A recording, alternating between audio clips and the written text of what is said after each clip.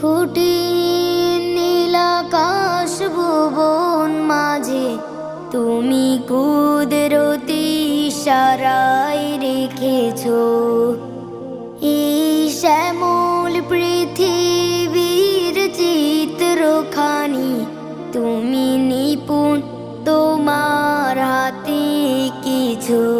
ওগো আল্লাহ শুকর তোমার আমারে যে মুসলিম করেছো। ওগো আল্লাহ শুকর তোমার আমারে যে মুসলিম করেছো। তুমি সাগর